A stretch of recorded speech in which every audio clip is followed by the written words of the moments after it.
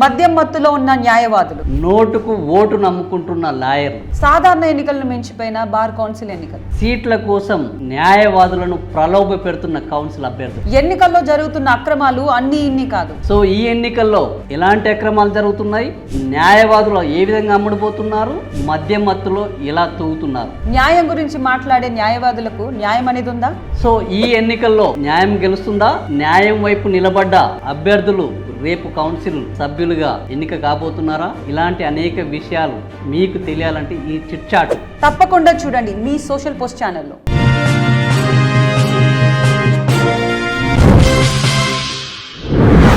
ఈరోజు ఈ bar council ఎన్నికల మీద ఈరోజు చిట్ చాట్ చేస్తున్నాము. ఈ చిట్ చాట్లో మన ముఖ్య అతిథిగా హరీష్ కుమార్ నెమల్కొండ సీనియర్ న్యాయవాదులు, మనతో పాటు సీనియర్ జర్నలిస్టు యాంకర్ కృతిక ఉన్నారు. ఈ ముగ్గురం కలిసి ఈరోజు ఈ చిట్ చాట్ చేస్తున్నాము. మీరు మీ అభిప్రాయాలను మీ కామెంట్ల రూపంలో తప్పకుండా పెట్టండి. పెట్టే విధంగా ఈ చిట్ చాట్ ఉంటుందని మేము గ్యారంటీ ఇస్తున్నాము. ఈ చిట్ చాట్ను చివరి వరకు చూడాల్సిందిగా కోరుతున్నాం. ముందుగా ఈ చిట్ చాట్లోకి స్వాగతం. అన్న నమస్తే. నమస్తే. ఈ బార్ కౌన్సిల్ ఎన్నికలు ఇంకో వారం రోజులు కౌంట్ డౌన్ స్టార్ట్ అయింది 30వ తేదీన. సో ఏంటి అసలు ఓటు ఎంత, ఒక ఓటుకి ఎంత అమ్ముడుపోతున్నారు న్యాయవాదులు, మీరు ఎంత పొందుతున్నారు? అంటే కొనడము అమ్మడము అనేది అది ఇక్కడ ప్రాధాన్యత కాదు. కొంత ఎలక్షన్లలో అది జరుగుతుంది, జరగలేదని చెప్పి నేను అనట్లేదు. అంటే ఓటరుగా ప్రతి ఒక్కరు ఆలోచన చేయాలి. నా అప్పీల్ మొదటి నుంచి అదే. ఎందుకంటే ఒక మేధావి వర్గంగా ఉన్నాము మనం. ఆ విచక్షణను కోల్పోకుండా మళ్ళీ 5 ఏళ్ళు ఇంకొక ముఠాకు అమ్ముకోకుండా ఉండాలనేదే నా లక్ష్యంగా. నేను ఆల్మోస్ట్ తెలంగాణ అంతా నేను అన్ని బార్ అసోసియేషన్లు తిరిగిన కాబట్టి ఆ బార్ అసోసియేషన్లలో వచ్చిన ఫీడ్బ్యాక్తోనే నేను ఇక్కడ మీ ముందు కూర్చున్నా. మనం అది ముందు మాట్లాడదాం. అంటే జనరల్గా జయప్రకాష్ నారాయణ గొప్ప గొప్ప వాళ్ళు కూడా ఎన్నికల్లో పాల్గొన్నప్పుడు ఇట్లాంటి సిద్ధాంతాలకు కట్టుబడ్డ వాళ్ళు ఎవరు ఎన్నికల్లో నిలబడ్డట్టు చరిత్రలో లేదు, గెలిచినట్టు కూడా లేదు. మరి మీరు గెలవాలని ఎన్నికల్లో నిలబడ్డరా, సిద్ధాంతం కోసం ఎన్నికల్లో నిలబడ్డరా? గెలవాలని నిలబడ్డం. జయప్రకాష్ నారాయణ కూడా గెలిచిండ్రు, ఆయన కూడా గెలవడమే జరిగింది. డబ్బులు ఇవ్వకుండా నిలవకపోవడం అనేది ఆర్గనైజేషన్ సెటప్ కావచ్చు, రకరకాల లోపాలు ఉండొచ్చు. కానీ ఆయన వాదన మాత్రం గెలిచింది. ఆయనే డబ్బులు పంచకుండా గెలిచిండు. ఆయన ఏదైతే వాయిస్ ఉందో ఆ వాయిస్ని ప్రజలు ఒప్పుకున్నారు. మనం తీసేయడానికి లేదు. ఖచ్చితంగా జనం యాక్సెప్ట్ చేస్తారు నువ్వు నిజాయితీగా ఉన్నప్పుడు. సరే, తర్వాత ఏం జరిగిందంటే ఆయనకు ఆర్గనైజేషన్ సంస్థాగతంగా నిర్మాణం లేకపోవచ్చు, రకరకాల ఇబ్బందులు ఉండొచ్చు. కానీ ఆయన వాయిస్ ఫెయిల్ అయిందనేది మాత్రం తప్పదు. సో మీరు ఇప్పుడు డబ్బులు రూపాయి కూడా ఇవ్వకుండా గెలుద్దామని ట్రై చేస్తున్నారు. అదే కదా, గెలుస్తారన్న ఎన్నికల్లో డబ్బులు ఖర్చు పెట్టకుండా గెలుస్తారనే ప్రజాస్వామ్యము బార్ కౌన్సిల్ ఎన్నికల్లో ఉందా? గతంలో ఇట్లా ఎవరన్నా డబ్బులు ఖర్చు పెట్టకుండా గెలిచిన సందర్భం ఉందా? గతం వేరు, ప్రస్తుతం వేరు. మీరు చూస్తున్నారు అంటే 203 ఈరోజు కంటెస్టెంట్స్ ఇంతవరకు ఎప్పుడు చేయలేదు ఇంతమంది. సో అంటే అడ్వకేట్స్ లోపల చైతన్యం వచ్చింది. ఆ చైతన్యం ఆల్మోస్ట్ ఇప్పుడు ఓటర్ పర్సంటేజ్ కూడా 30 to 40% పెరిగింది. ఈరోజు దాదాపుగా 40,000 మంది ఓటర్లు ఉన్నారు. సో యూత్లో ఒక మార్పు రావాలి, మనల్ని ఎవరు పట్టించుకుంటలేడు, మనల్ని పట్టించుకునే వాయిస్ కావాలనేటువంటిది చాలా ఉన్నది. కానీ అదే యూత్ను వీళ్ళు మళ్ళీ ఏమార్చడానికి పార్టీల పేరుతోని డబ్బుల పేరుతో ప్రయత్నం చేస్తున్నారు. కానీ నేను తిరిగినంత వరకు చాలామంది యువకులు స్వచ్ఛందంగా ముందుకొచ్చి సార్ మీకు మేము సపోర్ట్ చేస్తాం, మీరు మాకు మద్దతుగా ఉండాలి అనేటువంటి చాలా అభ్యర్థులు వచ్చి చాలా స్వచ్ఛందంగా చాలామంది యువకులు నా కోసం పనిచేస్తున్నారు. ఇప్పుడు జనరల్గా బయట ఒక చర్చ జరుగుతుంటుంది సినిమా ఇండస్ట్రీలో. కొన్ని మూవీస్ తీస్తుంటే ఎందుకు ఇట్లాంటి చెడ్డ మూవీస్ తీస్తున్నారు అని అంటే నిర్మాతలు ఏం చెప్తారంటే జనాలు అవి చూస్తున్నారు కాబట్టి మేము తీస్తున్నాం అంటారు. జనాలను అడిగితే ఏం చెప్తారంటే వాళ్ళు తీస్తున్నారు కాబట్టి మేము చూస్తున్నాం అంటారు. మీరు ఇస్తున్నారు కాబట్టి న్యాయవాదులు డబ్బులు తీసుకుంటున్నారా, వాళ్ళు డబ్బులు డిమాండ్ చేస్తున్నారు కాబట్టి ఇక్కడ పోటీ చేస్తున్న వాళ్ళు డబ్బులు ఇస్తున్నారా? పైగా అభ్యర్థుల మీద కూడా ఉన్నాయి. ఫార్చునర్ కార్లో ఇస్తారట రేపు ఏది చైర్మన్ ఎన్నుకోవడానికి. ఫార్చునర్ కార్లోనే అట పెద్ద పెద్ద గిఫ్టులు, గోవా ట్రిప్పులు, విదేశీ ట్రిప్పులు, చాలా బ్రహ్మాండమైన ఆఫర్లు. అసలు ఇప్పటి వరకు వినని ఆఫర్లు మీ న్యాయవాదుల దాంట్లో నడుస్తున్నాయి. అంటే ఇదంతా కూడా అంటే ఏం ఉన్న విమర్శలు వాస్తవం, అదంతా గతం. ఈ ఎన్నికల్లో జరుగుతున్నది. ఈ ఎన్నికల్లో కూడా అంటే ప్రలోభ పెట్టడానికి ఖచ్చితంగా ఇప్పుడు మళ్ళీ దాన్ని దుర్వినియోగం చేయాలనుకునేటువంటి వ్యక్తులు వస్తారు, వాళ్ళు పార్టీలు ఇస్తారు, డబ్బులు పంచుతారు. అది ఇప్పుడు నువ్వు ఒక ఏదైనా పని చేద్దాం అనుకుంటే ఆపడానికి నేనేమని, కానీ ఆ పని అది మంచిగా చెడుకా అనేటువంటిది విచక్షణ అయితే ఎదురు ఉన్నోడికి ఉంటుంది కదా. సో జడ్జిమెంట్ ఇచ్చేది ఎవరు? ఓటరు. నువ్వేం చేస్తున్నావు అనేది ప్రతిదీ గమనిస్తున్నారు. ఎవరెవరు ఎక్కడెక్కడ పార్టీలు ఇస్తున్నారు, ఎవరు డబ్బులు ఆఫర్ చేస్తున్నారు, 5,000 ఇస్తాం ఇస్తామంటున్నారా, 10,000 ఇస్తామంటున్నారా? ఇప్పుడు ఏదో ఒక కంపల్షన్తో నా పార్టీకి పోవాల్సి కూడా వస్తుంది. ఇప్పుడు ఎవరో ఒకరు ఫ్రెండ్ ఉంటాడు, అరే పిలిచిండు కదా పోయి పెద్ద పిలిచిండు పోయేద్దాందా అని అంటే తప్పనిసరి పరిస్థితుల్లో కూడా కొంతమంది అటెండ్ అవుతారు. అటెండ్ అయినంత మాత్రాన ఓట్లు వేస్తారని ఈసారి నేను అనుకుంటలేను. ఇంతకుముందు జరిగిండొచ్చు, ఎందుకంటే ఏదో అంటే ఇంతకుముందు బార్ ఎలక్షన్స్లో ఇంత గొడవ ఉండకుండా, అంటే ఈ ప్రచార ధాటి ఉండకపోయేది, ఇంత పెద్ద హంగామా ఉండకపోయేది. అంటే సార్ ఇక్కడ ఏంటంటే మంచి చేయడమా చెడు చేయడమా పక్కన పెడితే, ముఖ్యంగా ఎక్కువగా ఒక ప్రోటోకాల్, ఒక పవర్ మా చేతిలోకి వస్తుంది ఒకవేళ మెంబర్ అయితే అని చెప్పేసి ఎక్కువగా దీని మీద ఇంట్రెస్ట్ చూపించే వాళ్ళు ఉన్నారంటాను. అంతే కదా, ఇప్పుడు డబ్బులు ఉన్నోడికి ఆ డబ్బుతోని అధికారం కొనుక్కోవాలి, దాన్ని ఇంకో దుర్వినియోగం చేసుకొని ఇంకో పెద్ద పొజిషన్కి పోవాలి. వ్యక్తిగత స్వార్థం అది. ఇంతకు ముందు జరిగింది అదే, ఇప్పుడు జరుగుతున్నది అదే. ఇప్పుడు కూడా అదే జరుగుతుంది. వాళ్ళని కనిపెట్టాల్సింది, వాళ్ళకి బుద్ధి చెప్పాల్సింది మనమే కదా. సో దానికి ఓటర్లు సిద్ధంగా ఉంటారని చెప్తున్నాను నేను. ఎందుకంటే పాత ప్రాక్టీస్ చేసిన వాళ్ళే మళ్ళీ ఇది స్టార్ట్ చేసినారు. వాళ్ళని చూసి వీళ్ళు అంటే మళ్ళీ పార్టీలు ఇవ్వడం రాత్రి అంటే ఒక per head minimum 1,500 to 2,000 rupees ఒక పూట ఖర్చు పెడతారు. అంటే ఒక బార్ మీద మినిమం పెద్ద బార్లు అయితే 3-4 లక్షలు ఒక రోజు ఖర్చు. మరి ఈ డబ్బులన్నీ ఎక్కడి నుంచి వస్తున్నాయి సార్? వాళ్ళ దగ్గర ఇప్పుడు డబ్బులు ఉన్న వాడికి దాన్ని కాపాడుకుందామనో లేకపోతే దాన్ని ఇంకా పెంచుకుందామనో మన ఇన్ఫ్లుయెన్స్ను ఒక ఎలైట్ క్లబ్లోకి వెళ్తాము, దాన్ని ఇన్ఫ్లుయెన్స్ చేసుకొని ఇంకేదో సాధించుకుందామని తప్ప న్యాయవాదులకు ఏదో చేద్దామని ఉద్దేశం ఉన్నాడు. కోట్ల రూపాయలు ఎందుకు ఖర్చు పెడతాడు? ఇందులో కోట్ల రూపాయలు బార్ మెంబర్గా సంపాదించే పరిస్థితి లేదు కదా. ఇప్పుడు ఈ విధంగా ఎన్నికైన వాళ్ళు, డబ్బులు పెట్టి ఓట్లు కొనుక్కున్న వాళ్ళు నీతి గురించి మాట్లాడే రైట్ ఉందా వాళ్ళకి? వాళ్ళే నీతి సూత్రాలు చెప్తారు. ఇప్పుడు ఎవడైతే డబ్బులు పెట్టి కొనుక్కుంటున్నాడో వాడే నీతి సూత్రాలు చెప్తుంటాడు. పొద్దున ఒక ఉపన్యాసం ఇస్తాడు, సాయంత్రం ఇంకో పని చేస్తుంటాడు. సో అట్లాంటి వాళ్ళని అడ్డుకోవాలి. అట్లాంటి వాళ్ళను మనమైతే ఓటర్లు ఉన్నారో వాళ్ళు మేల్కోవాలి. మంచి వాళ్ళని ఎన్నుకుంటేనే కదా. ఇప్పుడు మనం చాలాసార్లు మీరు మీ ఇంటర్వ్యూలలో లేకపోతే రకరకాల వ్యక్తులు చూస్తున్నాం, ఈ బార్ కౌన్సిల్ ఇట్లయింది, ఎవరిని పట్టించుకోలేదు, ఏం చేయలేదని మనం అంటున్నాం కదా. మరి అన్నప్పుడు మళ్ళీ ఈ పార్టీలకు లొంగిపోయి ఒకరోజు సుఖం కోసం ఒకరోజు మత్తులో ఒక 5,000 10,000 అమ్ముకుంటే మళ్ళీ అడిగే రైట్ ఎక్కడ ఉంటుంది? అంటే సార్ మీరు చెప్పండి, అభ్యర్థి ఓటు వేసే ముందు ఏం చూడాలంటారు? ఇప్పుడు వాళ్ళ భవిష్యత్తు చూసుకోవాలా. నా భవిష్యత్తు రేపు ఏముంటుంది, నా తోటి 40,000 మంది భవిష్యత్తు ఏముంటుంది, 40,000 మంది నేను అమ్మేసుకుంటున్నా, నా ఓటు నేను అమ్ముకుంటున్నా, మళ్ళీ మనకు అడిగే హక్కు ఉండదు అనేటువంటి కాషియస్తో అందులోకి పోతే ఎవరు మెంబర్లో ఏం చూడాలంటారు? ఎలాంటి క్వాలిటీస్ చూసి వీళ్ళు ఎంచుకోవాలంటారు? ఓటర్లు వాళ్ళ కోసం ఇప్పుడు ప్రతినిధులం, అంటే they are representatives of entire Telangana advocates కదా. ఆ రిప్రజెంటేటివ్ కరెక్ట్ ఉన్నప్పుడు మీ వెల్ఫేర్ జరుగుతుంది. మీకు సంబంధించినటువంటి మనకు అడ్వకేట్స్కి సంబంధించిన ప్రొటెక్షన్ యాక్ట్ కావచ్చు, రకరకాల పనులు చాలా పెండింగ్ ఉన్నాయి. మరి అవన్నీ జరగాలంటే వీడు నిజాయితీగా ఉండాలి. రేపు మిమ్మల్ని కొనుక్కున్నాం అంటే మీరు అపాయింట్మెంట్ కూడా ఇవ్వడు వాడు. ఇక్కడ ఓపెన్గా మాట్లాడుకుంటే అసలు ఒక కౌన్సిల్ మెంబరు మీది ప్యానల్ కానే కాదు. ప్యానల్ అయితే ఒక ప్యానల్ వర్సెస్ ఒక ప్యానల్ ఉంటుంది. ప్యానల్ గెలిస్తే ఏదైనా సాధించడానికి అవకాశం ఉంటుంది. 23 మందికి జరిగే ఎన్నికల్లో ఒక మెంబరు అందరు ఇదే చెప్తున్నారు. 23 మందికి గెలిచే ఈ సీట్లలో 203 మంది ఒకటే మాట్లాడుతున్నారు. ప్రొటెక్షన్ యాక్ట్ అంటాడు, జూనియర్లు అంటాడు, సీనియర్లు అంటాడు, మహిళలు అంటాడు, మౌలిక వసతులు అంటాడు. అందరూ ఇదే చెప్తుండే. ఎవరిని నమ్మాలి? ఎవడు వచ్చినా ఎవడు చేసేది లేదు. కాబట్టి ఎవరికో ఓటేసే బదులు ఇంత ఇచ్చినోనికి ఓటేద్దాము అని ఈరోజు ఓటర్లు అనుకోవడం తప్పేంటి? అలాంటి మైండ్ సెట్ చాలా మందిలో ఉందండి. ఆ మైండ్ సెట్ రావడానికి మీరే కదా కారణం. ఎవడు వచ్చినా గిదే కదా, పెద్ద మార్పు ఏం వచ్చేది లేదు. ఒక్కడు కొట్లాడి కూడా సాధించేది ఏం లేదు. మీరు రేపు హరీష్ గారు గెలిచారు, 23 మంది వేరే వాళ్ళు గెలిచారు. 23 మందిని హరీష్ ఒప్పించి మీ ఎజెండాను అమలు చేయించగలరా? సమస్య లేదు.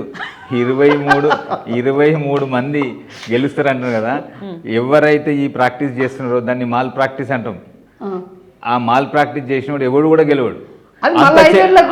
లేదు, అంత చైతన్యం ఇప్పుడు కనబడుతుంది. ఆ చైతన్యం నేను బార్లలో చూసిన పాత మెంబర్లను లోపలి కూడా రానిచ్చే పరిస్థితి లేదు ఈరోజు. అంత చైతన్యం ఉంటే ఇన్ని పార్టీలు ఎందుకు? 100% పార్టీలు ఎందుకు ఇప్పుడు మనం అంటున్నాం. మొన్న మీకు ఉదాహరణ చెప్తా. ఇప్పుడు ఎన్నో సినిమాలు వస్తున్నాయి, అన్ని సినిమాలు చూస్తున్నారు.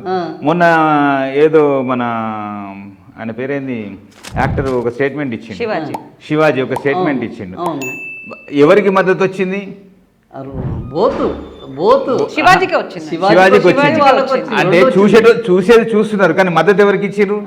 అట్లనే తాగేది తాగుతారు, ఏం చేయాలో వాళ్ళు చేస్తారు. అంటే ఇప్పుడు ఎలాంటి మైండ్ సెట్ వచ్చిందంటే సార్ అందరే సో మాకు ఇచ్చే వాళ్ళకే మేము వేస్తాం కదా అన్నట్టు కూడా ఉన్నారు మరి. అట్లా రాదని మీరు అది లేదు. అంటే నేను ప్రత్యక్షంగా కొన్ని వేల మంది న్యాయవాదులతో కలిసిన. ఓకే, ప్రతి ఒక్కరికి కూడా ఏదో ఒకటి చేసేవాడిని ఎన్నుకోవాలి, వాయిస్ ఉన్నోడే అంటే నేను మాట్లాడడం కాదు, ఇది బార్ అసోసియేషన్లో డిస్కషన్ జరుగుతుంది. అరే ఎవడు మాట్లాడతాడు, మాట్లాడటానికే మనం ఓటేద్దాము అనేది వాళ్ళు చాలా అబ్జర్వ్ చేస్తున్నారు. ఈ క్యాంపెయిన్ మొత్తం ఎవడెవడు ఏం చేస్తున్నాడు, రాత్రి ఎవడు పిలుస్తున్నాడు, పొద్దున ఏం మాట్లాడుతున్నాడు, సాయంత్రం ఏం మాట్లాడుతున్నాడు, పాత మెంబర్లు ఏం చేస్తున్నారు, కొత్తగా వస్తామన్న చరిత్ర ఏంది, ఇవన్నీ చూస్తున్నారు, డయాగ్నోస్ మొత్తం చేస్తున్నారు. ఖచ్చితంగా ఈసారి అడ్వకేట్లు ఖచ్చితంగా నాకు నమ్మకం ఉన్నది ఒక వాయిస్ ఉన్న వాళ్ళనే ఎన్నుకుంటారు. ఖచ్చితంగా ఒకటే లక్ష్యంతో వచ్చేటోరికి ఖచ్చితంగా 23 మంది ఎవరెవరైనా కలిసి పనిచేసేటువంటి అవకాశం ఉంటుంది. మీరు ఎందుకు అనుకుంటున్నారు అట్లా? న్యాయవాదులు అంత ఇదిగా దిగజారి ఏం లేరు. కొంత ఖచ్చితంగా ఒక 1-2% ఉంటారు, కానీ కొన్ని కంపల్షన్ వస్తాయి, కొన్ని సీనియర్లు ఉంటారు, కొంతమంది జూనియర్, రకరకాల అప్లికేషన్స్ ఉంటాయి. పార్టీలు పోయినంత మాత్రాన ఇంకెవడో పోస్తున్నాడు తాగడం తప్పేం లేదని నేను. ఓకే సార్, ఇప్పుడు ఇలా చూసుకుంటే మీరు ఇలా మాట్లాడారు. అదే విధంగా ఇక్కడ ఎక్కువగా మన కులం కార్డు కూడా చాలా పెద్దగా ప్లే చేస్తుందని కూడా మనకు అందరికీ తెలుసు. ఏం చేస్తారా, మంచి చేస్తారా, చెడు చేస్తారా, ఎంత నాలెడ్జ్ ఉంది, ఎంత క్వాలిఫికేషన్ ఉంది, ఏ రకంగా ఉన్న దానికంటే మా కులపోడా కాదా అని కూడా చూసి ఇక్కడ కూడా న్యాయస్థానంలో కూడా ఇలాంటి కులం కార్డ్ అనేది ప్లే అవుతుంది. మీరేమంటారు? ఇది చాలా పెద్ద దరిద్రం. నిజంగా కూడా జరుగుతుంది. కులాల పేరు మీదనే ప్రచారం జరుగుతుంది. నిజంగా చెప్తున్నా, నా కులం ఏందనేది చాలా మంది తెలియదు. ఇప్పుడు ఎలక్షన్లో వీడు ఎవడు అని కనుక్కొని మాట్లాడుతున్నారు. అంటే నా దగ్గరి ఫ్రెండ్స్ కూడా నేను ఎవరిని అనేది తెలియదు. ఒకడు రెడ్డి అంటాడు, ఒకడు బీసీ అంటాడు, ఒకడు బ్రాహ్మణ్ అంటాడు, ఇంకోటి అంటాడు. కానీ ఈ ఎలక్షన్లో నేను ఐడెంటిఫై కావాల్సి వస్తుంది. ఐడెంటిఫై అయ్యారు, వెతుకుతారు. అంటే ఎవడు ఎక్కడి నుంచి వచ్చి తప్పు. కానీ సమాజంలో ప్రతిదీ కూడా కులాల పేరు మీద, అంటే ఇది ఒక కాన్స్పిరసీ కావచ్చు, దాన్ని విభజించాలే సమాజాన్ని అనేటువంటిది ఖచ్చితంగా జరుగుతుంది. కానీ కులాలు ఉండడము, కుల సంఘాలు ఉండడం తప్పు కాదు. ఎవరెవరు ఇప్పుడు ఒక కాలనీ సంఘం ఉంటుంది వాళ్ళ వెల్ఫేర్ కోసం, వాళ్ళ డెవలప్మెంట్ కోసం. అట్లనే కుల సంఘాలు ఉండడం, వాళ్ళ లోపల దాన్ని డెవలప్ చేసుకోవడానికి తప్పు కాదు. కానీ ఎలక్షన్లకు వచ్చేసరికి ఇది ఏ కులానికి సంబంధించిన ఓటర్లకో ప్రతినిధి కాదు. ప్రతి ప్రతినిధి అన్ని కులాలను అందరినీ సమానంగా చూడాల్సిన పద్ధతి. కాబట్టి అది 100% తప్పు. మరి ఎందుకు ఇలాంటి మైండ్ సెట్ జనాల్లో లేదు? ఎందుకు మా కులపోలే మాకు మంచి చేస్తారు, వేరే వాళ్ళకి మేము వెయ్యము అనేది ఇక్కడ కూడా ఎందుకుంది? అంటే ఇప్పుడు కరోనా వచ్చింది. కరోనా వచ్చినప్పుడు వచ్చినోడు మాస్క్ పెట్టుకున్నాడు, రానోడు మాస్క్ పెట్టుకున్నాడు. కాబట్టి ఇది ఇంట్లో కూడా ఎంటర్ అయ్యింది. అది ప్రివెన్షన్ సార్. సో అంటే అందరికీ లేదు. కొంతమంది నాలాగా ఆలోచన చేసేవాళ్ళు, ప్రోగ్రెసివ్గా ఆలోచన చేసే వాళ్ళు ఉన్నారు. కొంతమంది దాన్ని అడ్డుకుందామనే ప్రయత్నం చేసేవాళ్ళు. ఖచ్చితంగా రోగం ఉన్నప్పుడు మందు కూడా ఎంతో కొంత ఉంటుంది. ఈ సందర్భంగా అట్లా నడుస్తుంది. దాన్ని కొంత కవర్ చేయడానికి, లేని అందరి వాడిని అని చెప్పుకోవడానికి చేసే ప్రయత్నం మనం చేస్తున్నాము. సో అదేంటంటే సమాజంలో ఇప్పుడు చాలా విపరీతంగా ఉన్నప్పుడు దాన్ని అడ్డుకోవడం కూడా కష్టమవుతుంది. కానీ అడ్డుకోవాలి. ఎవరు మాట్లాడుతున్నారు, ఎవరు మాట్లాడట్లేదు, కులం ఎవరికి అవసరం అనేది అడ్వకేట్లు ఆలోచన చేయాలి. ఇంకా సమయం ఉంది. కులాల మత్తులు పడకుండా మనము మంచి అభ్యర్థుల్ని ఎన్నుకోవాల్సిన అవసరం అయితే. మీకు ఓటేయమని మీరు అడుగుతారా, లేకపోతే మా కులం వాళ్ళు నాకు అట్లా చేయొద్దు? నేను కులం పేరు మీద ఓటు అడిగేటోని ఎప్పుడు కాదు. నేను అడ్వకేట్స్గా, ఒక కొలీగ్ అడ్వకేట్స్గా ఫ్రెండ్ను. ఇప్పుడు బంధువులు ఉంటారు కాబట్టి బంధువుగా నాకు సపోర్ట్ చేయమని అడగచ్చు. అది ఇంటర్నల్ మ్యాటర్. అంటే అరే నా తమ్ముడు కదా, ఫ్రెండ్గా బంధువుగా అడుగుతాం. కానీ కులమే ఓట్లు వేయాలి, నేను కులాలకు వ్యతిరేకం. నేను మీరేమని ఓటు అడుగుతున్నారు? ఇప్పుడు నాకు తెలిసి ఒక ఆయన నేను సీనియర్ అంటున్నాడు, ఒక ఆయన నేను ఎగ్జిస్టింగ్ అంటున్నాడు, అరే ఒక ఆయన మనం ఒకటే కులము అంటున్నాడు, ఒక ఆయన మనది ఒక పార్టీ అంటున్నాడు. మీరు ఏమని ఓటు అడుగుతున్నారు? మీకెందుకు ఓటు వేయాలంటే ఏం చెప్తారు? నేను గత 30 సంవత్సరాలుగా ఒక ఉద్యమకారుడిగా, ఒక సంఘ కార్యకర్తగా, ఒక విద్యార్థి పరిషత్ నాయకునిగా, ఒక భారతీయ జనతా పార్టీ లీగల్ సెల్లో పనిచేసిన వ్యక్తిగా నేను ఏదైతే పనిచేసినో వాళ్ళ దగ్గరికి వెళ్తాం. ఎందుకోసం పనిచేసినామో అడుగుతాం. అందులో తప్పేముంటుంది? ఎందుకంటే మనం ఒక సిద్ధాంతాన్ని నమ్ముకున్నాం, ఒక పద్ధతిని నమ్ముకున్నాం, ఒక కార్యాచరణ చేస్తున్నాం. నేను సంఘంలో పనిచేసిన ఒక స్వయం సేవగా నేను చెప్పుకుంటా, పూర్తి సమయ కార్యకర్తగా పనిచేసినాం. అంటే నాకుండే అవగాహన, నా సర్కిల్లో ఉండేటువంటిది, ఓహో వీడు దేశం కోసం, ధర్మం కోసం పనిచేసేటోడు అనేటువంటి ఒక గుర్తింపు ఉంది. అంతేగాని ఈ కులము ఇది అనేది ఎవరు అవసరం లేదని, అంటే నాకు పరిచయం ఉన్నది కాబట్టి ఇది ఇదేదో రాష్ట్రం కోసం చేసే పని కాదు. అంటే సహజంగా నా అసోసియేట్స్ వాళ్ళు ఉంటారు కాబట్టి వాళ్ళతోని క్యాంపెయినింగ్లో వాళ్ళు ఉంటారు. సో నాకు కాంగ్రెస్ వాళ్ళు పనిచేస్తున్నారు, నాకు బీఆర్ఎస్ వాళ్ళు పనిచేస్తున్నారు, నాకు టీఆర్ఎస్ వాళ్ళు పనిచేస్తారు. ఎందుకు బీజేపీ వాళ్ళు అంటే ఇది బీజేపీ సిద్ధాంతం కోసము టీఆర్ఎస్ సిద్ధాంతం కోసము పనిచేసింది కాదు. అంటే మనం పనిచేసిన ఆర్గనైజేషన్స్లో సహజంగా మనకు కనెక్షన్స్ ఉంటాయి కాబట్టి వాళ్ళు ముందుంటారు. సో నాకుండే పర్సనల్ రిలేషను చాలా చోట్ల నాకు కాంగ్రెస్ సంబంధించినటువంటి అడ్వకేట్స్ ఉన్నారు, బీఆర్ఎస్కి సంబంధించిన అడ్వకేట్స్ ఉన్నారు. నాకు నేనేంది వ్యక్తిగతంగా వాళ్ళకి తెలుసు కాబట్టి నా కోసం పనిచేస్తున్నారు. ఇది పార్టీ సింబల్ మీద జరిగే ఎలక్షన్ కాదు. అవును, కానీ పార్టీల వారిగా విడిపోయారు.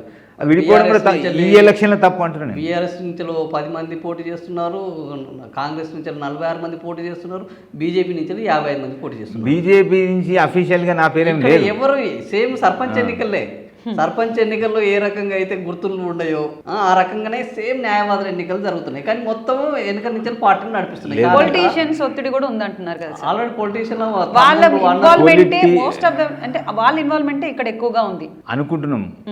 అది ఇక్కడ దీంట్లో పనిచేయదు. సరే కొంత ఏదైనా సరే ఒక లిమిట్ ఉంటుంది దీంట్లో ఎలక్షన్స్లో.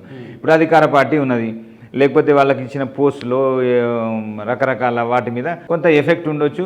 అందులో ఎవడైతే భయపడతాడో వాడు చేస్తాడు. నేను అడ్వకేట్గా నేను ఎవరికి భయపడాల్సిన అవసరం లేదు. గవర్నమెంట్ పోస్ట్ అయినా ఇంకేదైనా నేను గవర్నమెంట్కి సర్వీస్ చేయడం వరకే, కానీ నా వ్యక్తిగతమైనటువంటి అభిప్రాయాలకు గవర్నమెంట్కి సంబంధం ఉండదు. అంటే ఇప్పుడు ఆల్రెడీ ఒకటి జరుగుతుంది ఏంది, పాలిటిక్స్లో మన సర్పంచ్ ఎన్నికల్లో కానీ, పట్టభద్రుల ఎన్నికల్లో కానీ, ఆ తర్వాత టీచర్ల ఎన్నికల్లో కానీ ఒక ప్రచారం జరిగేది. అధికార పార్టీ మద్దతు ఇచ్చేవానికి గెలిస్తే మీకు మేము ఎక్కువ ఫండ్స్ ఇస్తాం, మీకు ఎక్కువ సంక్షేమం ఇస్తాం, వాళ్ళకు మాకు కనెక్షన్ ఉంటుంది కాబట్టి మీ సమస్యలు ఈజీగా పరిష్కారం అవుతాయి. ఇప్పుడు మీ న్యాయవాదులలో కూడా అదే ప్రచారం జరుగుతుంది. అట్లాంటప్పుడు హరీష్ కుమార్ని మీరే చెప్పుకుంటున్నారు, నేను బీజేపీ సిద్ధాంతాలు ఉన్నాయి, ఆర్ఎస్ఎస్ సంఘవాది. ఇప్పుడు ఆర్ఎస్ఎస్ బీజేపీ ఇక్కడ లేదు, ఏది తెలంగాణలో అధికారంలో లేదు. అట్లాంటప్పుడు హరీష్ కుమార్ని ఎందుకు గెలిపించాలి అని అంటే మీ యొక్క స్టేట్మెంట్ ఏంటి? హరీష్ కుమార్ అంటే ఇప్పుడు నాకంటూ ఏం చేసినాము అంటే నాకు ఒక బయోడేటా ఉంటుంది కాబట్టి నేను చెప్పుకోవాల్సి వచ్చింది. అంటే నేను ఏందనేది అన్నప్పుడు ఖచ్చితంగా నేను చెప్పినా చెప్పకపోయినా జనాలకు తెలుస్తుంది కదా. పొద్దున్న లేచి ఏముంటేనే ఎక్కువ తెలుస్తుంది, చెప్పుకోకపోతే తక్కువ. అంటే సరే మీరు మామూలుగా మీరేంటిదంటే మీరు ఎలా అంటే బీజేపీకి ఉన్నారు కదా, బీజేపీ నుంచి వచ్చామని చెప్పుకుంటున్నారు కదా, బీజేపీలో ఐడెంటిటీ. బీజేపీలో నాకేం బాధ్యత లేదు, బీజేపీలో నాకేం పోస్ట్ లేదు ఇప్పుడు. కానీ గతంలో పనిచేసిన వ్యక్తిగా నన్ను గుర్తిస్తారు. అంటే ఈయన బీజేపీ ఒక పార్టీకి అయితే మీరు పార్టీ తరపున అనే తరపున ఏముండదమ్మా, ఇంట్లో తరఫున అనేటువంటి క్వశ్చనే లేదు. ఎందుకంటే ఎవరు మ్యాండేట్ ఇచ్చేది లేదు. అడ్వకేట్స్ ఇచ్చే మ్యాండేటు బార్ కౌన్సిల్ మెంబర్ అవుతాడు. చాలా మంది అంటే ఇప్పుడు కాదు, భారతీయ జనతా పార్టీ సింపథైజర్స్ చాలా మంది గెలిచిండ్రు. ఇక్కడ ఏం లేనప్పుడే బీజేపీ, కాంగ్రెస్ వాళ్ళు గెలుస్తారు, కాంగ్రెస్ అధికారం లేనప్పుడు. బలంగా ఉన్నది ఇప్పుడు బీజేపీ కాంగ్రెస్ అంటారు, వాస్తవేనా? మొదటి నుంచి కూడా మీరు అన్నది వాస్తవమే. ఏంది, బీజేపీ వాళ్ళు ఎప్పుడు లేనప్పుడు కూడా ఎక్కువ సంఖ్యలో బీజేపీ సింపథైజర్స్, కాంగ్రెస్ కూడా కాదండి, బీజేపీ ఎక్కువగా, బీజేపీ ఇన్ఫ్లుయెన్స్ ఎక్కువ ఉంది. అంటే ఇప్పుడు మేధావులు అనుకునేటువంటి వాళ్ళు ఆలోచన చేస్తారు కాబట్టి ఎవరిని ఎన్నుకోవాలనేది ఎన్నుకుంటారు. అక్కడ పార్టీ అనేది చూడరు, వీళ్ళు ఏం చేయగలుగుతారు అనేది చూస్తారు. అట్లా కొంతమంది ఎన్నుకోబడ్డారు. ఇప్పుడు మన బీజేపీ రాష్ట్ర అధ్యక్షుడు కూడా, ఆయన కూడా ఇంతకుముందు కౌన్సిల్ మెంబర్గా పనిచేసిన అతనే. ఆయన రామచంద్రరావు గారు అన్నప్పుడు బీజేపీ లేదు ఇక్కడ. ఇప్పుడు రామచంద్రరావు గారి ఇన్ఫ్లుయెన్స్ ఉంటుందా బార్ కౌన్సిల్ ఎన్నికల్లో? ఉండదా? రామచంద్రరావుది, రేవంత్ రెడ్డి గారిది, కేటీఆర్ది, కేసీఆర్ది, ఎవరి పొన్నం ప్రభాకర్ తమ్ముడు కూడా పోటీ చేస్తున్నా చెప్తున్నారు. తప్పేముంది, ఆయన అడ్వకేటు, సీనియర్ అడ్వకేటు, ఇంతకుముందు హైకోర్టు అసోసియేషన్ ప్రెసిడెంట్ కూడా పనిచేసిండు. కాంగ్రెస్ పార్టీ మీటింగ్ పెట్టుకుని కాంగ్రెస్ సింపథైజర్స్ అందరూ పొన్నం ప్రభాకర్ ఇట్లాంటివి ఉంటాయా? అంటే ఇప్పుడు ఆయన ఇన్ఫ్లుయెన్స్ ఆయన ఉపయోగించుకున్నాడు. ఎవడైనా ఓటర్ను ఎట్లా తీసుకోవాలని చూసాడు. అది తప్ప ఒప్ప అనేది ఓటర్ కదా డిసైడ్ చేసుకోవాల్సింది. ఇది జరుగుతుందా? జరుగుతుంది 100% జరుగుతుంది. ఇప్పుడు అధికార పార్టీ ఎవరైతే ఇప్పుడు పోస్టులు ఉన్నాయో వాళ్ళందరికీ ఇంకొక చెప్తున్నా, అంటే ఈ ఎలక్షన్లో ఫోటో కూడా పెట్టి డబ్బులు తీసుకున్న వాళ్ళు ఓటు వేసి ఫోటో పెట్టాలనేటువంటి ఇది కూడా పెట్టినరట. కానీ ఫోన్ అలవ్ లేదని చెప్పేసి గైడ్ లైన్స్ ఉన్నది పోలింగ్ బూత్లకు. అది ఎంతవరకు ఇంప్లిమెంట్ చేస్తారనేది కూడా కావాలి. ఇప్పుడు అది ఖచ్చితంగా పోలింగ్ ఆఫీసర్స్ ఎవరైతే ఆ పోలింగ్ బూత్లలో ఉన్నారో ఫోన్ అలౌ చేసినప్పుడు వీటికి ఆస్కారం ఎక్కువ ఉంటుంది. అంటే ఇందులో ఎంత ట్రాన్స్పరెన్సీ అనేది ఉందని మీరు ఏం చెప్తారు సార్? 100% ట్రాన్స్పరెన్సీ. ఇప్పుడు ఎలక్షన్ అనేది ప్రజాస్వామ్యంలో జరిగేది ఎలక్షన్ ద్వారానే. మోడీ ఎన్నికైనా, రేవంత్ రెడ్డి ఎన్నికైనా అది ఓటింగ్ ద్వారానే కదా. కాబట్టి ఖచ్చితంగా ఒక ప్రజాస్వామ్య దేశంలో డెమోక్రాటిక్ సిస్టమ్ను మనం గౌరవించాలి కూడా. దాని కానీ ఆ ఎన్నికల్లో అవకతవక పేరుకే డెమోక్రసీ కంట్రీ కానీ ఇక్కడ డెమోక్రసీ అనేది ఎవరికి లేదంట. ఎట్లండి, ఎందుకు ఎక్కడ లేదు? ఇక్కడ కూర్చొని మాట్లాడుతున్నాం అంటే డెమోక్రసీ కదా. ఏం మాట్లాడుతున్నాం? చాలా మందికి ఇప్పుడు సార్ చూసుకుంటే కోర్టులకి వెళ్ళిన వాళ్ళు కేసులతో సో అండ్ సో అని వెళ్ళిన వాళ్ళకి నిజంగా న్యాయం జరుగుతుంది దాంట్లో 100% జరుగుతుంది. జరగకపోతే అప్పీల్ పోతాడు. ఒక నాకు ఇంజస్టిస్ జరిగింది అనుకుంటే అప్పీల్ ఉన్నది మరి కదా. ఇప్పుడు ఈ కోర్టు ఇప్పుడు ఎన్నికల ఈ బార్ కౌన్సిలింగ్ మెంబర్స్ ప్రచారంలోనే ఎక్కువగా టైం స్పెండ్ చేస్తూ మిగతా అభ్యర్థులు ఎవరైతే క్లయింట్స్ ఉన్నారో వాళ్ళు ప్రాబ్లమ్స్ ఫేస్ చేయట్లేదు అంటారా? అంటే ఇప్పుడు నేనున్న నాకు నా ఆఫీస్లో ఇంకో 4-5 కొలీగ్స్ ఉంటారు, వాళ్ళు చూస్తుంటారు. నేనేమి వాళ్ళని ఏం లేదు కదా. అంటే ఎక్కువగా చాలా మంది అయితే ఈ మామూలుగా ఇప్పుడు ఎన్నికలు అంటేనే అండి, ఓట్లు అంటేనే చాలా మంది ఎక్కువగా బయటకు వెళ్ళడం, తిరగడం, పార్టీలు అవి ఇవి వాటి మీదనే ఎక్కువ ఫోకస్డ్ ఉన్నారు. ఇప్పుడు ఎవరైతే ఉన్నారో వాళ్ళ క్లయింట్స్ వాళ్ళు కూడా ప్రాబ్లమ్స్ ఫేస్ చేస్తున్నారని ఉంది. క్లెయిమ్ ఉండదు. ఎందుకంటే ఇప్పుడు నేను ఎన్నికల్లో పోటీ చేస్తున్నా అని చెప్పేసి అక్కడ కేసు ఆగేది ఏమి ఉండదు. కేసు ప్రొసీజర్ ప్రకారంగా జరుగుతుంది. ఎవరో ఒకరు రిప్రజెంట్ చేస్తారు. నా తరఫున ఇంకొకరు చేస్తారు అంతే. ఇలా పోటీ చేసేది 40,000 మందిలో 200 మంది కాంటాక్ట్ చేస్తున్నాం. మిగతా వాళ్ళంతా మీరు పర్సనల్ గా డీల్ చేసేది మీ క్లయింట్స్? అవును, నేను పర్సనల్ నా అసోసియేట్స్ ఉంటారు కదా. నా ఆఫీస్లో నేను ఒక్కనే కాదు, ఇంకో 10 మంది పనిచేస్తారు. ఆ 10 మందిలో ఎవరో ఒకరు పోతారో మ్యాటర్ చూసుకుంటారు. అట్లాంటి ఏముండదు. ఏదన్నా ఉంటే ఒక 1 వీక్ అడ్జర్న్మెంట్ ఉంటుంది. అంతకుమించి నష్టం జరిగేది ఏముండదు. అంటే అది కూడా క్రిమినల్ కేసులలో పెద్ద ఆగేది ఏముండదు, సివిల్ కేసులలో. నేను 26 ఇయర్స్ నుంచి రెగ్యులర్ ప్రాక్టీస్లో ఉన్నా. నేను ఇప్పుడు వాళ్ళు అనుకునేది మీకు వర్తిస్తుందా? ఏది అంటే అందుకోసమే చెప్తున్నాం, ప్రాక్టీస్లో ఉన్నోడికే ఓటేయండి. ఎందుకంటే వాడికే తెలుస్తాయి లాభ నష్టాలు ఏమున్నాయి, వెల్ఫేర్ ఏముంది, ఎవరికి ఏమి ఇవ్వాలని చెప్పేసి. ఇప్పుడు లీడర్గిరి చేసేటోడికో లేకపోతే దీన్ని దుర్వినియోగం చేసుకోవాలనుకునేటోడికో వ్యక్తిగతంగా వాడుకోవాలనుకునే వాడికి వాళ్ళని గెలిపిస్తే రాత్రికి పార్టీలు ఇచ్చేది వాళ్ళు. కాంక్రీట్గా చెప్పండి, గత కౌన్సిల్లో 25 మంది ఉన్నారు కదా, అందులో రెగ్యులర్గా ప్రాక్టీస్ చేసే వాళ్ళు ఎంతమంది ఉండి ఉంటారు? అసలు కోర్టుకు రాని వాళ్ళు ఎంతమంది ఉండి ఉంటారు? మెజారిటీ కోర్టుకు రాని వాళ్ళే ఉంటారు. అంతే, మెజారిటీ ఉంటారు. సో అంటే మీ చైర్మన్ ఎప్పుడైనా కోర్టుకు వస్తాడా? గతంలో ఉన్న మీ చైర్మన్ ప్రాక్టీస్ చేసేవాడా? ఒకప్పుడు చేసిండు, ఒకప్పుడు ఏదో ఆయన ఎన్రోల్మెంట్ చేసుకున్నప్పుడు. మరి ఇలాంటి వాళ్ళు ఉన్నప్పుడు సార్ వాళ్ళని ఎలా చేస్తారు? మెంబర్స్ని సెలెక్షన్ ఎలా జరుగుతుంది? మరి అంటే ఇప్పుడు ప్రాక్టీస్ చేయండి అడ్వకేట్ కాదు, సిఓపి ఉంటేనే ఎన్రోల్మెంట్ అయితే అయిపోతుంది కదా. లేదు ప్రాక్టీస్ చేసి అంటే అప్పుడు నడిచింది ఎన్రోల్మెంట్. ఇప్పుడు ఖచ్చితంగా ప్రాక్టీస్ చేస్తున్నట్టు సర్టిఫికేట్ ఆఫ్ ప్రాక్టీస్ ఇస్తున్నారు. ఎవ్రీ 5 years రెన్యువల్ చేసుకోవాలి. తీసుకొని రావచ్చు కదా సార్. ఎట్లా తీసుకొని దాని రికార్డ్ ఉంటుంది, వకాలత్ ఫైల్. అలాంటి మెంబర్స్ ఎలా ఉన్నారు మరి ప్రాక్టీస్ చేయని వాళ్ళే? అది లాస్ట్ టైంలో ఇది లేదు, అప్పుడు ఎన్నికైన దానికి. ఇప్పుడు ఖచ్చితంగా అంటే ఇందులో దీంట్లో ప్రోటోకాల్స్ ఎంత స్ట్రిక్ట్గా ఉన్నాయంటారు? పర్లేదు. అంటే ఇంతకుముందు కంటే కొంత ప్రాక్టీస్ ఒక రెగ్యులేషన్కు సిఓపి అనేది వచ్చింది బార్ కౌన్సిల్ ఆఫ్ ఇండియాలో, ఇదంతా కొంత జరిగింది. సో మినిమం ప్రాక్టీస్ ఉన్నోడే ఓటర్గా ఉన్నాడు ఈరోజు. అంటే కొత్త వాళ్ళు తప్ప పాత వాళ్ళు ఇప్పుడు కంటెస్ట్ చేసిన జూనియర్స్ కూడా ఉన్నారు. కానీ కొంత ప్రాక్టీస్లో కొంతవరకు జరిగింది రెగ్యులేషన్ అనేది సిఓపి ద్వారా. మీరు ఎంత కాన్ఫిడెంట్గా ఉన్నారంటే ఏం చెప్తారు? అంటే మీరు కొద్దిగా భయపడుతున్నట్టు అనిపిస్తుంది మాట్లాడడానికి.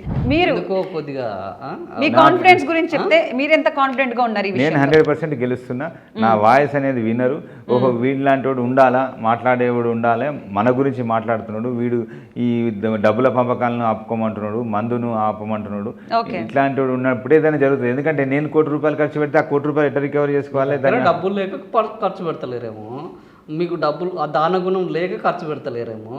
అవతలోడు ఖర్చు పెడుతున్నాడు అంటే మన దగ్గర దానగుణం ఉన్నది, డబ్బులు ఉన్నా ఖర్చు పెట్టడం తప్పంట. నేను ఉన్నా దగ్గర లేక పెడతలేరని వాళ్ళు అంటున్నారు. ఈయన దగ్గర లేక పెడతలేరు, ఓనికి చేత్తో అన్నం వ్యక్తులందరూ ఎన్నికల్లో పాల్గొంటున్నారు. నీకంత డబ్బులు ఉంటే దాన ధర్మం చేయాలి. చాలా మంది పేద అడ్వకేట్స్ ఉన్నారు, వాళ్ళకి ఏదైనా వెల్ఫేర్ చేయాలి. కానీ ఎలక్షన్లో తాపించడమో లేకపోతే ఓట్లు కొనుక్కోవడమో డబ్బులు పెట్టినామంటే నువ్వు డెమోక్రసీని అవమానిస్తున్నట్టే కదా.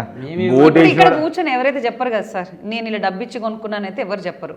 ఎవరెవరు పార్టీలు ఇస్తున్నారు, ఎవరు డబ్బులు వస్తున్నారు అనేది బాగా ఓటర్లకు తెలుసు కదా. వాళ్ళు ఏమంటారు అంటే ఎన్నికల్లోనే డబ్బు ఇవ్వడు, ఎన్నికలు అయిపోయినాక మాత్రం ఇస్తాడు అంటారు. అది కూడా ఉంది కదా. ఓట్లప్పుడే వీడు ఇయ్యనోడు, ఓట్లు అయిపోయిన తర్వాత ఇస్తాడు. ఓట్లప్పుడు కూడా ఎందుకు ఇవ్వాలి, ఓట్ల తర్వాత కూడా ఎందుకు ఇవ్వాలి నేను అడుగుతున్నా. ఇది అవి రెండు రాంగే సార్. నేను ఆఫ్ కోర్స్ ఇప్పుడు పర్సనల్ ఆస్తులను ఎవడన్నా ఎలక్షన్ ఎందుకు పోటీ చేయాలి? ఒక ట్రస్ట్ పెట్టుకొని సర్వీస్ చేయాలి, అది చేయాలి కదా. నీకు నిజంగా సేవా దృక్పథం ఉంటే ఈ ఖర్చును అందరినీ ఒక ట్రస్ట్ పెట్టి 10 మందికి ఉపయోగపడు, 100 మంది లాయర్లకు నువ్వు వెల్ఫేర్ చెయ్యి. కానీ నువ్వు ఇది 100 కోట్ల రూపాయలు ఖర్చు పెట్టి నువ్వు బార్ మెంబర్ కోసం మళ్ళీ నువ్వు కొనుక్కుంటున్నావు, రేపు ఇక్కడ కొనుక్కున్నావు. సహాయం చేయడానికి కాదు కదా సార్ కాన్సెప్ట్, ఇక్కడ పవర్ ని వాళ్ళు గెయిన్ చేయడం, పవర్ కోసం గెయిన్ చేయడం, వాళ్ళ అధికారం నేను కోసం. దానికే వ్యతిరేకంగా మాట్లాడుతున్నా. ఆ పవర్ కోసం డబ్బు ఖర్చు పెట్టేటోడు ఇప్పుడైతే 7.5 సంవత్సరాల నుంచి ఏది జరిగిపోయింది, వీడు ఏది చేయాలి అది చేయాలని మనం ఏదైతే మాట్లాడుతున్నామో మన బార్ అసోసియేషన్లో, రేపు మళ్ళీ అదే తాగుడుకు అదే డబ్బులకు అమ్ముడు పోతే మళ్ళీ గవే మాట్లాడుకోవాల్సి వస్తుంది. ఓకే, ఎప్పుడు కూడా డెమోక్రసీలా ఓటర్ను తక్కువ అంచనా వేసినోడు 100% ఫెయిల్ అయ్యిండు. పోయినసారి ఏం జరిగింది మన తెలంగాణ రాష్ట్రం చూసినాం కదా. కాబట్టి ఇది డబ్బులు ఉన్నోడే గెలుస్తాడు, డబ్బులు లేనివాడు గెలవడు అంటే ప్రజలు అన్నీ చూస్తారు, ఓటు మాత్రం ఎవరికి అను వాడికి వేస్తారు. అది అడ్వకేట్ల దాంట్లో కూడా ఇంకా కాషియస్గా ఉంటారు. ఇప్పుడు సాధారణ ఎన్నికల్లో ఓట్ల పంపకాలను పట్టుకున్నప్పుడు రిటర్నింగ్ ఆఫీసర్లు, ఫ్లయింగ్ స్క్వాడ్స్ ఉంటారు, పట్టుకున్నామని చెప్తుంటారు, ఇట్లా మందులు నియంత్రించినామని పట్టుకుంటారు. కానీ ఈ న్యాయవాదుల ఎన్నికల్లో ఇది జరుగుతుంది కానీ ఎక్కడ పట్టుకున్నట్లేరు. అంటే మీ అసలు ఎలక్షన్ ఆఫీసర్లు ఇవన్నీ ఏం కనిపించట్లేదా వాళ్ళకు? ఎలక్షన్ ఆఫీసర్లకి ఇలా దొరకకుండా మీరు ఆల్రెడీ న్యాయవాదులు కాబట్టి, ఎక్స్పర్టీస్ కాబట్టి వాళ్ళ జోలికి ఎవరు పోవట్లేదు అంటారా? అంటే ఎలక్షన్ ఇది లిమిటెడ్ ఎలక్షన్ ఆఫీసర్లు అయినా ఏదైనా ఇప్పుడు ఎవరో ఎక్కడో చేస్తున్నారని ఎవరికి తెలుస్తుంది? లేదు, గైడ్లైన్స్ ఉన్నాయి, ఇవన్నీ చేస్తే డిసిప్లినరీ యాక్షన్ తీసుకుంటామని చెప్పేసి. ఆ జనరల్ ఎలక్షన్లో కూడా జరుగుతాయి. ఫ్లెక్సీలు పెట్టుకుంటే అనర్హత, ప్రెస్లో మాట్లాడితే అనర్హత, న్యాయవాదులకు వ్యతిరేకంగా మాట్లాడితే అనర్హత, ఇన్ని గైడ్లైన్స్ ఉన్నట్టు చెప్తున్నారు.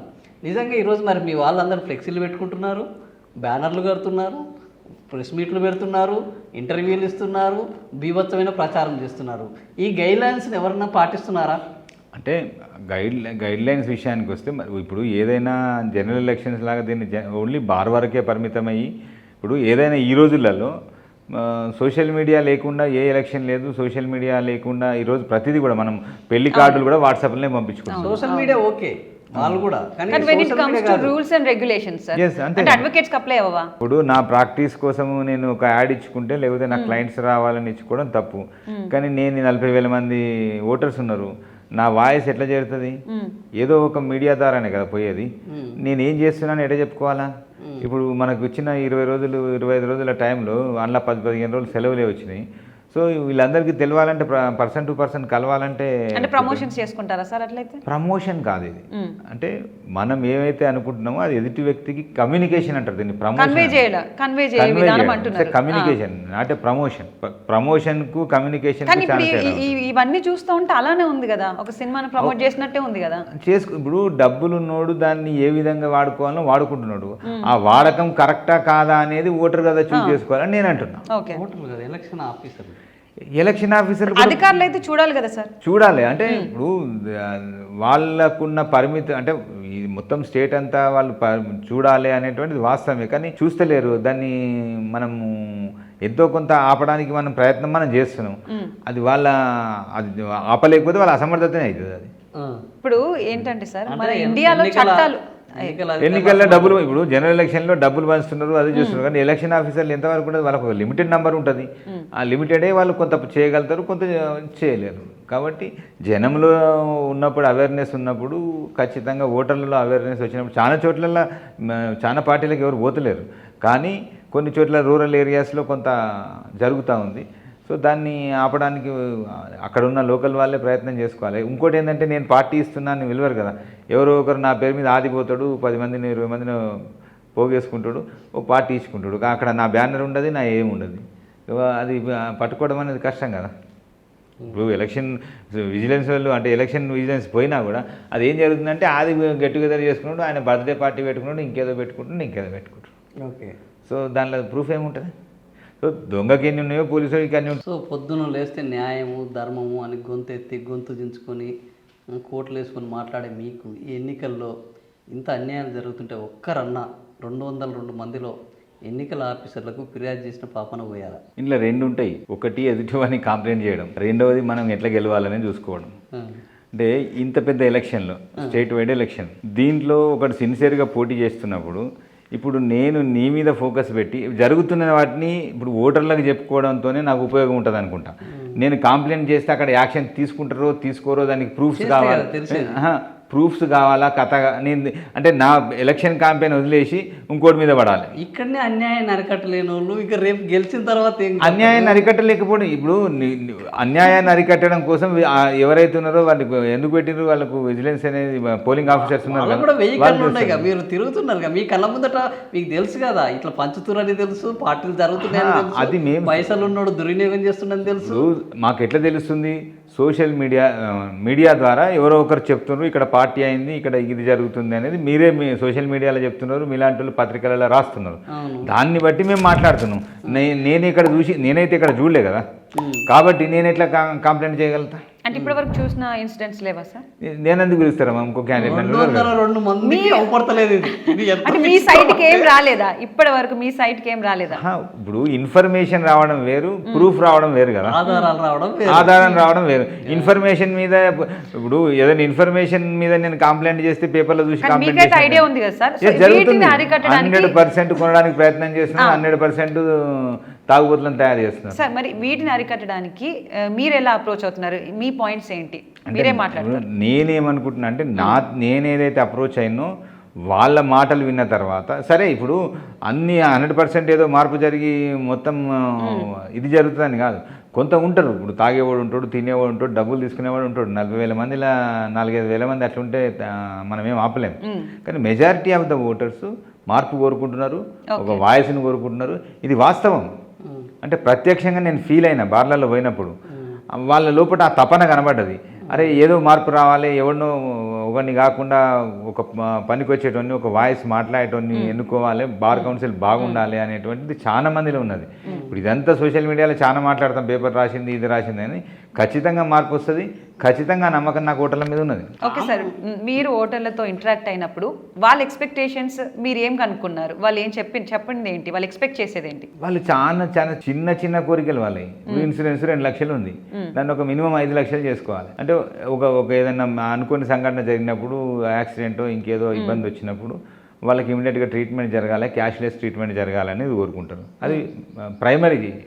ఇంత పెద్ద వ్యవస్థల 40,000 మంది ఓటర్లు మేధావులు ఉన్నప్పుడు గవర్నమెంట్ను అనుకొని దానికి ఏదో ఇంట్రెస్ట్ రావాలి, ఫండ్ నుంచి లేకపోతే ఇది కట్టాలి అనేటువంటి, అంటే ఇంతకుముందు ఉన్న బార్ కౌన్సిల్ కూడా నిజంగా కూడా వాళ్ళు బేసిక్స్ కూడా ఆలోచన చేయలేదు. మేము ఏం చేయగలుగుతాము ఏంది అనేది చేయలేకపోయినా అనేది నాకు అనిపిస్తుంది. అంటే ఒక విద్యార్థి నాయకునిగా ఉన్నప్పుడు లేకపోతే ఒక అడ్వకేట్గా ఒక సమస్యను రిప్రజెంట్ చేసినప్పుడు కరెక్ట్గా రిప్రజెంట్ చేసి 100% ఫెయిల్.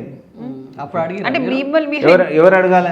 ఎన్నికల తర్వాత అడుగుతాం 5 ఏళ్ళ దానిక ఫెయిల్ అయినారని చెప్తున్నారు, ఎందుకు చేయట్లేదని 7 ఏళ్ళలో ఎప్పుడైనా అడిగిరా?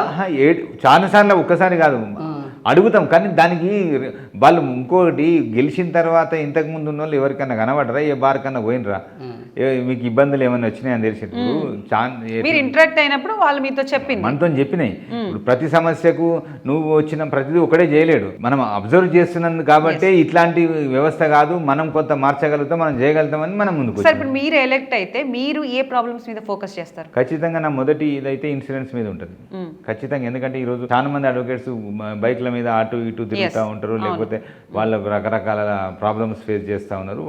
వాళ్ళ ఫ్యామిలీకి, ఒక నాట్ ఓన్లీ అడ్వకేట్, వాళ్ళ తల్లిదండ్రులకు, తర్వాత వాళ్ళకు ఉన్న ఫ్యామిలీ ఇంక్లూడింగ్ కిడ్స్, ఒక కాంప్రహెన్సివ్ ఇన్సూరెన్స్ ప్యాకేజ్ అనేది తీసుకురావాలి. అది ఖచ్చితంగా ఉపయోగపడుతుంది. తర్వాత డెత్ బెనిఫిట్స్ కావచ్చు, తర్వాత ఈ ప్రొటెక్షన్ యాక్ట్. మొన్న కూడా సిద్దిపేటలో ఒక క్లయింట్ అడ్వకేట్ మీద దాడి చేయడం జరిగింది. ఒక నాన్ వేలబుల్ అఫెన్స్ కింద దంపతుల మీద హత్య జరిగింది. హత్యనే జరిగింది. అంటే 10ల సంఖ్యలో దాడులు జరుగుతున్నాయి, మర్డర్స్ జరుగుతున్నాయి. దాని మీద ఇంతవరకు కరెక్ట్గా ఒక రిప్రజెంటేషన్ కానీ ఒక ఒత్తిడి కానీ గవర్నమెంట్ మీద తేలేకపోయాను. ఖచ్చితంగా సెకండ్ ప్రయారిటీ దాని మీద 100% ఉండాలి. నాన్ బెయిలబుల్ అఫెన్స్ కింద యాక్ట్ తీసుకురావాలి. దానికోసం ఎంత దూరమైనా నేను న్యాయవాదులను తీసుకొని ముందుకెళ్తా. అది ఖచ్చితంగా సాధిస్తాం. కరెక్ట్, అంటే అది డ్రాఫ్ట్లో ఉందని అంటున్నారు. ఆ డ్రాఫ్ట్ను కూడా కరెక్ట్గా రిజిడ్ యాక్ట్గా చేసి అడ్వకేట్స్ని ఏమన్నా అనాలంటే వాడు ముందు భయం, శరీరంలో భయం పుట్టాలి. అట్లాంటి యాక్ట్ తీసుకురా. మరి ఎందుకు అంటున్నారు సార్? ఎందుకు అంటున్నారని మీరు అనుకుంటున్నారు? ఎందుకు అడ్వకేట్స్ మీద దాడులు జరుగుతున్నాయి, హత్యలు ఎందుకు చేస్తున్నారు అంటారు? అంటే భయం లేదు అడ్వకేట్. ఇప్పుడు నేను న్యాయం చేయాలి నా క్లయింట్కు, దాని నిజాన్ని రాబట్టడం కోసం నేను 100 ప్రశ్నలు అడుగుతా. అది నాకు కోర్టు ఇచ్చిన, చట్టం ఇచ్చిన హక్కు. కానీ అడ్వకేట్స్ మాట్లాడొద్దు, అడ్వకేట్స్ వాయిస్ అడగొద్దు, అడ్వకేట్స్ మమ్మల్ని ప్రశ్నలు అడగొద్దు, అడ్వకేట్స్ కేసులే చేయొద్దు. ఇప్పుడు మీ క్లయింట్స్ ఇద్దరి మధ్యలో గొడవ కదా, వాళ్ళ గొడవను ఎవరైతే అడ్వకేట్స్ రిప్రజెంట్ చేస్తున్నారో వాళ్ళ మీదకి ఓడిపోయినోడు దాడి చేయడం జరుగుతుంది. అంటే అడ్వకేట్స్ మీద దాడి జరిగితే ఏం జరుగుతుంది, కొంత భయం అనేది ఉన్నప్పుడు అది కంట్రోల్ అవుతుంది. లేకపోతే అడ్వకేట్స్ ఏమైంది మొన్న కొట్టొచ్చినారా ఏమైతుందో కేసు అవుతుంది. నియంతృత్వం కాదా? ఏది నియంత్రితం? ఇంకా అడ్వకేట్స్ ఏం చేసినా జరుగుతుంది, వాళ్ళ మీద దాడి చేస్తే మాత్రం జైల్లోకి పోతారు. వాళ్ళు ఏమైనా చేయొచ్చు, తిమ్మిని బొమ్మిని ఎవరి మీద ఎవరు దాడి పేదోనికి న్యాయం లేకుండా చేయొచ్చు, పెద్దోనికి సలాం చేయొచ్చు, వాళ్ళు ఏం చేసినా నడుస్తుంది అంటే అప్పుడు అది నియంతృత్వం కాదా? అట్లయితే మరి ఇప్పుడు అడ్వకేట్స్ మీద దాడి చేస్తే ఊరుకోవన్నా? అంటే ఎవరి మీద దాడి చేయడం అనేది అందరికి వర్తించిన మీకు వర్తిస్తేగా. ఎందుకు ఇప్పుడు మేము అడ్వకేట్స్ మీద దాడి చేస్తే మీరు ఎఫ్ఐఆర్ చేయలేరా? మీరు ఎఫ్ఐఆర్ చేస్తే కేసులు కావా? మీరు వాదించుకోలేరా? పౌరులకు లేని చట్టాలు అడ్వకేట్స్కి ఎందుకు? అది కాదు. ఇప్పుడు బేసిక్ ఇప్పుడు మన ఇద్దరి మధ్యలో గొడవ ఉన్నప్పుడు ఒకరి మీద ఒకరు దాడి చేస్తే చట్టం చేస్తుంది. నేను ఇంకోని కోసం కొట్లాడుతున్నాను, నీతో కొట్లాడతలేను. నేను ఒక అక్యూజ్ని నేను ప్రొటెక్ట్ చేస్తున్నా కాబట్టి దాని మీద నా తప్పెందుకు అవుతుంది? అది నా వృత్తి ధర్మం కదా. వృత్తి మీద ఇప్పుడు డాక్టర్ ట్రీట్మెంట్ చేస్తాడు, వాళ్ళ మీద కొడతావా? కూడా సేమ్ కేసులు అవుతున్నాయి కదా. లేదు, వాళ్ళకి వాళ్ళు రోడ్డు మీదకి వచ్చిన ప్రొటెక్షన్ యాక్ట్ వాళ్ళు తెచ్చుకున్నారు. అవును. నేను ఏమంటున్నా, ఇప్పుడు మీరు ఒక వృత్తిలో ఉన్నారు, అయితే మిమ్మల్ని కొడితే అన్ని వృత్తుల వాళ్ళను ఎవరు తప్పు చేసినా ఎంఆర్ఓల మీద ఒక ఏంది గ్యాస్ పెట్రోల్ పోస్తే అలగబెట్టారు. ఇక మాకు చట్టం కావాలని వాళ్ళకి ఆల్రెడీ గవర్నమెంట్ ఉద్యోగులకు ఒక ప్రొటెక్షన్ ఉన్నది. గవర్నమెంట్ డ్యూటీని ఇది చేసినా ఇంకేది చేసినా వాళ్ళకు ఒక సెక్యూరిటీ ఉన్నది. అసలు ఇట్లా ఎందుకు ఈ విభజించి పాలించే, ఈ విభజించి సామాన్యునికి లేని చట్టాలన్నీ వీళ్ళకి ఎందుకు? సామాన్యునికి లేని ఇప్పుడు నేను నిన్ను ప్రొటెక్ట్ చేస్తున్నప్పుడు ఇదొక చట్టపరమైన బాధ్యత నాది కదా. దాని బాధ్యత ఉన్నవాడికి ఇప్పుడు పోలీసు వాడికి లాఠీ ఇవ్వకుండా పిస్టల్ ఇవ్వకుండా పని నడుస్తుందా? వాళ్ళకు ఏం అవసరం లేదు. సామాన్య జనాలంటే వాడు కట్టెలేని డ్యూటీ చేస్తాడా? అంతే కదా. ఇప్పుడు మేము వాళ్ళు పెట్టిన కేసులకే కదా మేము మంచి చెడు అనేది చేస్తున్నాము. ఎందుకు తప్పైతుంది? ఎందుకు పెట్టకూడదు? పోలీసుని కూడా అంత కామన్ మేనే కదా. మరి పోలీసుని కొడదాము, మనకి తుపాకీ ఎందుకు, పోలీసు ఆయనకు లాఠీ ఎందుకు? సరే, ఇప్పుడు ప్రొటెక్షన్ అనేది అందరికి ఇంపార్టెంట్ ఇస్తారు, అందరికి ప్రొటెక్షన్ అనేది కావాలి. కానీ ఆ ప్రొటెక్షన్ లో ఆ విధానం అడ్వకేట్స్ ని దాడి చేస్తే ఊరుకోవాలని మీరు అంటున్నారు. ఎవరిని కూడా దాడి చేయొద్దు, అది అసలు ఎంకరేజబుల్ కాదు, కరెక్ట్ కాదు. కానీ మరి ఇతను ఏమనుకుంటున్నాడు, రాంగ్గా కంప్లీట్గా కన్వే చేస్తున్నాడు. నాకు ఈ లాయర్, ఈ అడ్వకేట్ మాట్లాడేది ఎంత తప్పు అని అపోజిట్ పర్సన్ కనిపిస్తుంది. అరే న్యాయవాది న్యాయంగా వాదించట్లేదు, కంప్లీట్గా అన్యాయమే ఉందని చెప్పేసి వీళ్ళకి అనిపించి దాడి చేస్తున్నారేమో. అనిపించి అంటే వాళ్ళకి లా తెలియక. ఇప్పుడు నేను నా అక్యూజ్డ్ తప్పు చేయలేదని మాట్లాడతా కదా. అంటే నాకుండే ఆధారాలను బట్టి నేను మాట్లాడతా. అంటే అది ఆయన మాట్లాడింది కాదు, మీ ఇద్దరి మధ్యలో గొడవకు నేను ఆయన దగ్గర. ఇప్పుడు ప్రతి దాడి వెనకాల న్యాయం ఉండదు కదా. అంటే దాని మీద దర్పం ఉండొచ్చు, అహంకారం ఉండొచ్చు, లేకపోతే నీలో కూడా శాడిజం ఉండొచ్చు, లేకపోతే నీ ఈగో కావచ్చు. దాడి జరిగిందన్నంత మాత్రాన ఒక్కొక్కసారి అమాయకుడు వాడిని కొడుతుండొచ్చు, అమాయకుడి మీద దాడి జరగవచ్చు. అంటే రకరకాల పరిస్థితులు, పర్సెప్షన్స్ ఏంటి సార్ అంటే జనాలకి అడ్వకేట్స్ మీద నమ్మకం అనేది కోల్పోతుంది. ఎందుకంటారు? ఎందుకు? మీ దగ్గర ఏం స్కేల్ ఉందని మాట్లాడుతున్నారు? చాలా మంది మనం చూసుకుంటే సార్ అవే కదా నమ్మకం పోతేనే కదా. నమ్మకం దాడిలో హత్య కాదు సార్, హత్య చేసేంత దూరం ఎందుకు వెళ్తారు ఎవరైనా ఒక కామన్ పర్సన్? నేను ఏమంటున్నా, ఇప్పుడు నమ్మకం ఎవరెవరు కోల్పోతున్నారు? ఎదుటి సైడ్ వాళ్ళు, అపోజిట్ సైడ్ వాళ్ళు చేస్తున్నారు. నీ లాయర్ మీద నువ్వు నమ్మకం కోల్పోతే వేరు. ఇప్పుడు మన సిద్దిపేటలో జరిగింది ఏంది, క్రాస్ ఎగ్జామినేషన్ చేస్తున్నప్పుడు దాడి జరిగిందని చెప్పిండ్రు. అంటే ఎవరు అంటే డిఫెండ్ చేసేటువంటి కౌన్సిల్. సో నమ్మకం కోల్పోతే కాదు, ఈ కరెక్ట్ పని చేస్తున్నాడు కాబట్టి దాడి చేసి ఎందుకు అనుకోవాలి సార్? అట్నే అనుకోవాలి. ఇప్పుడు మీకు అగెనెస్ట్, ఇప్పుడు నేను మీకు అగెనెస్ట్గా వాదిస్తున్నా, నా మీద నమ్మకం ఉంటే నా క్లయింట్కి నాకు నమ్మకం ఉంటుంది, మీ నమ్మకం నాకెందుకు? అంటే ఇప్పుడు వాస్తవానికి దొంగతనం చేసి వచ్చిన క్లయింట్ని మీరు కాపాడుకోవడం మీ వృత్తి ధర్మం. దొంగతనం అట్లా తప్పది. దొంగతనం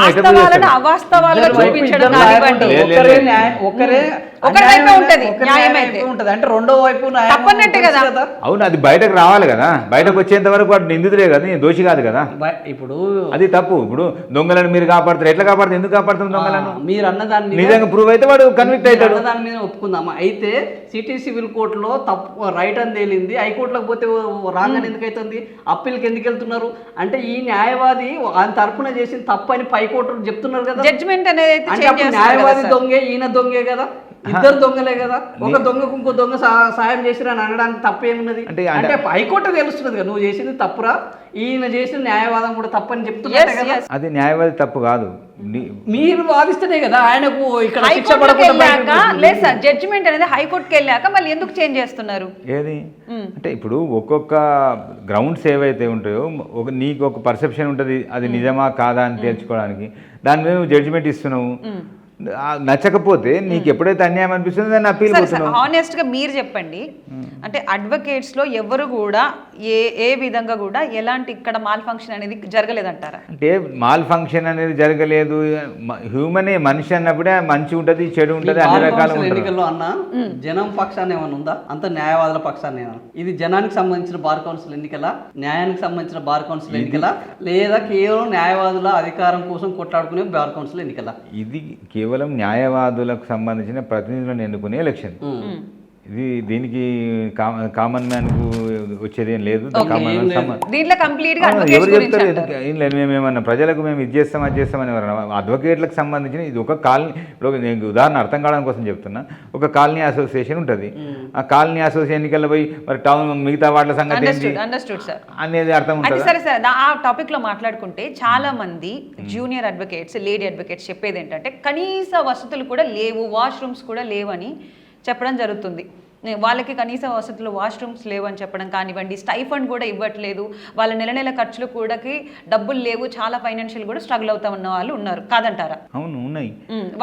అది మనం సేమ్ ఫీల్ కావాలి. ఇన్నేళ్ల నుంచి కూడా మనం ఉన్నాము, కోర్టుల్లో మౌలిక వసతులు లేవు, కోర్టుల్లో అంటే వాష్రూమ్స్ మహిళా న్యాయవాదులు కూడా లేవండి, లేవు, చాలా మంది ఫేస్ చేస్తున్నారు. మరి బాత్రూమ్ లేని బార్ కౌన్సిల్ అవసరమా అనే లెవెల్కు మీ ప్రచారం వెళ్ళింది. ఇప్పుడు ఒక బాత్రూమ్నే కాదు, బార్ కౌన్సిల్లో కూడా కూర్చోవడానికి బార్ కౌన్సిల్ మెంబర్లకు ఏమి రూమ్ కుర్చీ ఇది తప్ప అక్కడ కూడా ఏమీ లేవు. లేని కోర్టులు, బాత్రూమ్ లేని బార్ కౌన్సిల్ ఏమిటికి? సీరియస్ గా మాట్లాడితే ఎందుకు ఇంత నీచంగా ఉన్నాయి అంటారు? ఎందుకు ఒక లేడీ అడ్వకేట్ కూడా మాకు వాష్రూమ్స్ కావాలని చెప్పుకునే స్టేజ్ కి ఎందుకు దిగజారు? అంటే ఏదున్నా ఎవరైతే ప్రతినిధులని మనం బార్ కౌన్సిల్ మెంబర్లు అంటున్నామో, ఆ బార్ కౌన్సిల్ మెంబర్లు నిజంగా ప్రాక్టీస్ చేసే వాళ్ళైతే ఎప్పుడన్నా గెలిచిన తర్వాత కోర్టులకు పోతే ఏమున్నాయి ఏం లేవనేది తెలుస్తుంది. మనం గెలిస్తే కూర్చుంటే మనం బోమైతే మనం సన్మానాలు అయితేనే మనం పోతున్నాం, అంటే సన్మానం ఎందుకు చేయలేదని అడుగుతున్నాం. ఆ పరిస్థితి ఉన్నది ఇప్పుడు మానసిక స్థితి. అది తగ్గించుకొని మనం సర్వీస్ కోసం మనం ఎన్నుకున్నారు, వాళ్ళకి ఏమైనా చేద్దామనే ఆలోచన ఉంటే బార్ అసోసియేషన్స్ విజిట్ చేస్తారు. బార్ అసోసియేషన్ ఏం లేవు ఏమున్నాయి, దానికి ఏం చేయాలి, ఫండ్స్ ఏం చేయాలా, గవర్నమెంట్ ఏం చేయాలా, హైకోర్టు పర్మిషన్స్ ఏం కావాలి, ఇవన్నీ ఉంటాయి. కానీ నువ్వు పోనప్పుడు నాకెక్కడ తెలుస్తుంది?